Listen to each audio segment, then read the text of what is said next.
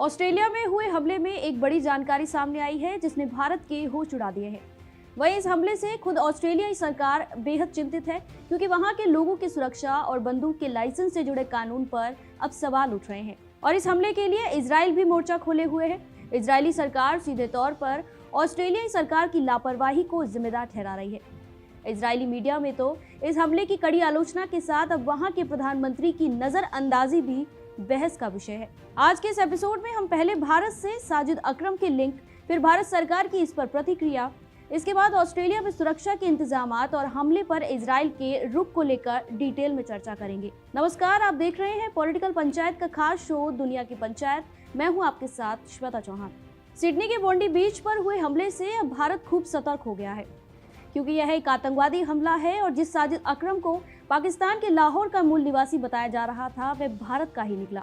उस पर भारत में भी हाल ही में आतंकवादी गतिविधियों की आशंका बढ़ी है। ऐसे में अलर्ट जारी होना लाजमी है। भारत के साथ साजिद अकरम के लिंक को लेकर फिलीपींस के इमिग्रेशन ब्यूरो ने कहा है कि दोनों संदिग्ध हमलावर नवंबर में फिलीपींस आए थे और हमलावरों में से एक साजिद अकरम ने भारतीय पासपोर्ट पर उनके देश की यात्रा की थी, जबकि उनका बेटा नवीद ऑस्ट्रेलिया के पासपोर्ट पर फिलीपींस आया था।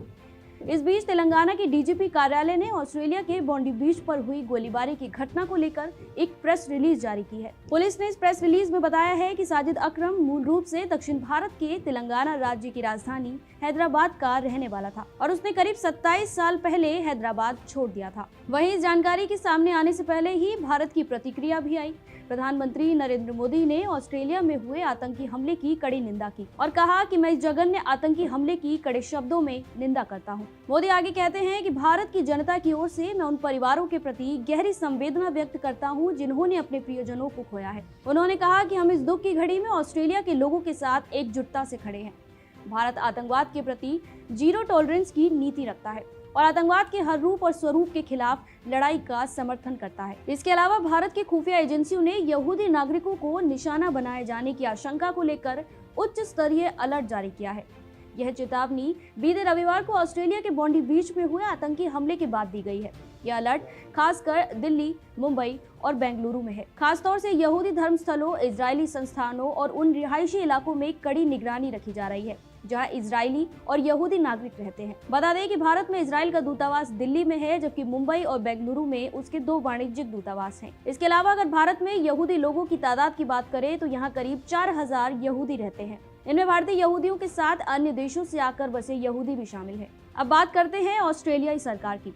एक तरफ ये हमला 1996 के बाद दूसरा बड़ा आतंकी हमला बताया जा रहा है, तो वहीं ऐसा पहली बार नहीं है कि ऑस्ट्रेलिया में यहूदी लोगों को निशाना बनाया गया हो। पिछले साल अक्टूबर में बोंडी में एक कोशर खाद्य व्यवसायी को निशाना बनाया गया था, जबकि दिसंबर में मेलबर्न में एक यहूदी उपासना गृह में आग लगाकर हमला किया गया था। इस पर एक्शन लेते हुए इस साल अगस्त में ऑस्ट्रेलिया ने ईरान पर ऐसे हमलों का निर्देश देने का आरोप लगाया था और ईरानी राजदूत और 3 अन्य राजनयिकों को देश से निकाल दिया था। ऑस्ट्रेलिया के यहूदी विरोधी भावना से लड़ने के लिए नियुक्त विशेष दूत ने बताया कि इजराइल पर हमास के 7 अक्टूबर 2023 के हमले और गाजा में फिलिस्तीनियों पर इजराइल के जवाबी नरसंहार युद्ध के बाद देश में यहूदी विरोधी घटनाएं अक्टूबर 2023 और सितंबर 2024 के बीच 316% बढ़ गई है, जिसमें 2000 से ज्यादा मामले सामने आए हैं। इसी के साथ ऑस्ट्रेलिया में गन को लेकर जो कानून है उस पर भी सवाल उठाए जा रहे हैं। ऐसा कहा जाता है कि ऑस्ट्रेलिया के गन कानून दुनिया के सबसे सख्त कानूनों में से हैं। पर क्या ऐसा सच में है? क्योंकि हमला करने वाले के पास तो 6 लाइसेंस वाली बंदूकें थी। 1996 में तस्मानिया के पोर्ट ऑर्थर में जब गोलीबारी में 35 लोग मारे गए तो उसके बाद ऑस्ट्रेलिया ने नेशनल फायर आर्म्स एग्रीमेंट यानी NFA लागू किया और यहीं से सख्त गन कंट्रोल शुरू हुआ। यहाँ ये बात ध्यान देने वाली है कि ऑस्ट्रेलिया में सेल्फ डिफेंस को बंदूक रखने का वैध कारण नहीं माना जाता है। अगर आपको बंदूक रखनी है तो उसकी वजह शिकार हो सकती है, खेती या फार्म की सुरक्षा हो सकती है, शूटिंग स्पोर्ट्स हो सकता है या फिर सिक्योरिटी से जुड़ा आपका पेशा। इसके अलावा ऑटोमेटिक और semi automatic rifles, pump action shotguns, military style हथियार आम नागरिक नहीं रख सकते। ये पूरी तरह से ऑस्ट्रेलिया में बैन है। वहीं लाइसेंस की शर्तें भी सख्त हैं क्योंकि बंदूक लाइसेंस के लिए पुलिस वेरिफिकेशन, मानसिक स्वास्थ्य जांच, क्लियर क्रिमिनल रिकॉर्ड, 28 दिन का वेटिंग पीरियड और ट्रेनिंग सेफ्टी कोर्स जरूरी है। पर हथियार कितने रख सकते हैं इसकी कोई लिमिट नहीं है, लेकिन आपको हर बंदूक के लिए एक कारण बताना पड़ेगा। इन सब की पुलिस कभी भी जांच कर सकती है और उसे इसकी पूरी छूट है। सबसे अहम बात यह है कि अगर हालिया हमले में आरोपी के पास लाइसेंसी हथियार था तो सवाल उठता है कि क्या रेडिकलाइजेशन की समय रहते पहचान नहीं हो पाई या लाइसेंस सिस्टम में खुफिया स्तर पर चूक हुई। यही वह पॉइंट है जिसकी वजह से इजराइल और अंतर्राष्ट्रीय मीडिया ऑस्ट्रेलिया की सुरक्षा व्यवस्था पर सवाल उठा रहे हैं। इसे लेकर इजरायली अखबार ने यहूदी समुदाय पर हुए हमलों पर ऑस्ट्रेलिया की कड़ी आलोचना की है। द यरूशलेम पोस्ट का एडिटोरियल कहता है कि बॉन्डी बीच पर हनुक्का फेस्टिवल के दौरान हुए भयावह आतंकवादी हमले से यह भ्रम दूर हो जाना चाहिए कि ऑस्ट्रेलिया लोकतांत्रिक दुनिया में फैल रही हिंसक भावनाओं से अछूता है। द यरूशलेम पोस्ट ने आगे लिखा कि यह कोई अचानक घटित घटना या आंतरिक यहूदी मुद्दा नहीं था। यह सार्वजनिक सुरक्षा और सामाजिक एकता पर हमला था। जब यहूदियों को सार्वजनिक जगह पर अपने धार्मिक उत्सव मनाने के लिए निशाना बनाया जाता है तो यह समस्या विदेश नीति की नहीं होती। समस्या होती है देश की अपनी सबसे बुनियादी जिम्मेदारी निभाने में नाकामी और अपने नागरिकों की रक्षा न कर पाना। अखबार ने लिखा कि कई महीनों से ऑस्ट्रेलिया के यहूदी समुदाय चेतावनी दे रहे थे कि यहूदी विरोधी घटनाएं तेजी से बढ़ रही हैं। एक रिपोर्ट के मुताबिक बीते एक साल में ऑस्ट्रेलिया में 1600 से ज्यादा यहूदी विरोधी घटनाएं दर्ज की गई हैं, जिनमें दर्जनों हमले और तोड़फोड़ की घटनाएं और सैकड़ों अपमानजनक और धमकी भरे मामले शामिल हैं।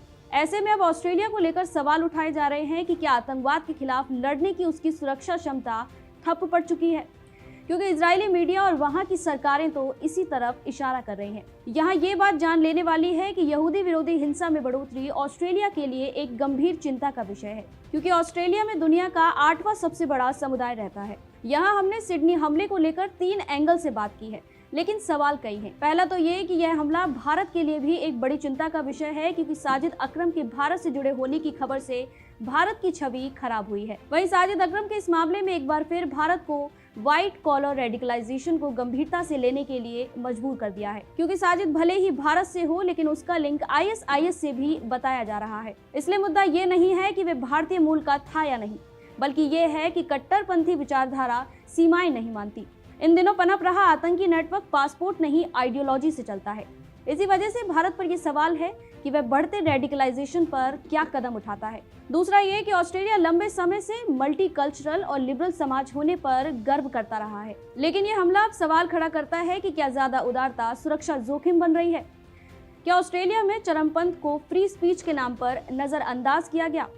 इसे देखने पर हम पाते हैं कि इजरायली मीडिया का हमला दरअसल इसी नीति पर है कि ऑस्ट्रेलिया ने खतरे के शुरुआती संकेतों को गंभीरता से नहीं लिया। वहीं गौर से देखें तो इजराइल की अंतर्राष्ट्रीय स्तर पर एक संदेश देने की कोशिश भी है कि यहूदी विरोधी हिंसा को लोकल लॉ एंड ऑर्डर की तरह नहीं बल्कि ग्लोबल टेररिज्म के रूप में देखा जाए। इजरायली पीएम नेतन्याहू ने बॉन्डी बीच हमले का सीधा जिक्र न करते हुए पश्चिमी देशों से तत्काल कार्रवाई की मांग की है। तो क्या इजराइल इस हमले को आपदा में अवसर की तरह देख रहा है, ताकि वह इसी बहाने पश्चिमी देशों पर दबाव बना पाए कि वे ईरान, हमास समर्थक नेटवर्क और इस्लामिक कट्टरपंथ के खिलाफ ज्यादा आक्रामक नीतियां अपनाएं? आपके इस मुद्दे पर क्या राय है, हमें कमेंट सेक्शन में जरूर बताएं। आप देख रहे थे पॉलिटिकल पंचायत।